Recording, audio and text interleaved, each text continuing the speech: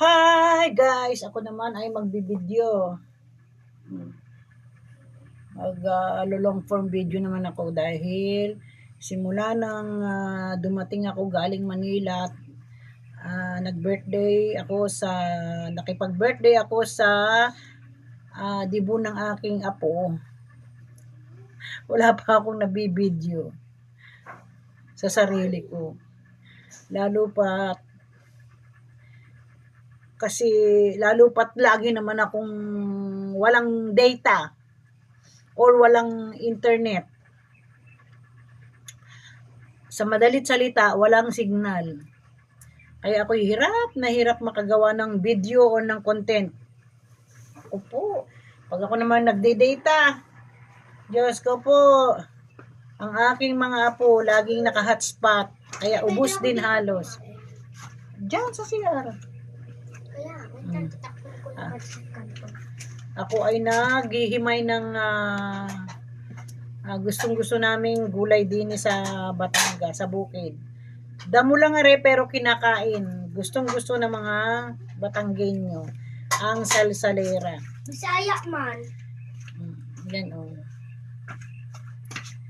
Ito ay isang uri ng damo na masarap gulayin o kainin. Ayan na aking nahihimay oh. Sa dami nito, pero kailangan ko itong ubusin dahil sayang. Ito ay nakukuha lang dito sa bukid ng isang beses isang taon. Ayan, tingnan nyo aking nahimay. Ayan na. Oh. At ito pa aking hihimayin. Ayan pa. Oh, di ba? Ganyan pa siya kadami.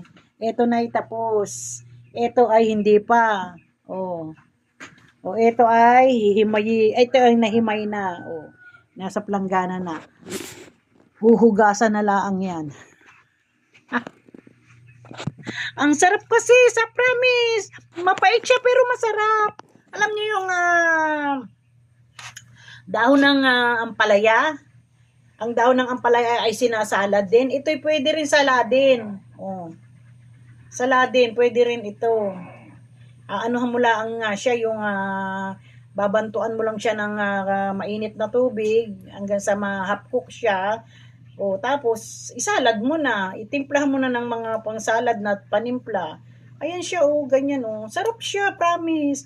Kayo hindi magsisising kainin pag inyong natikman.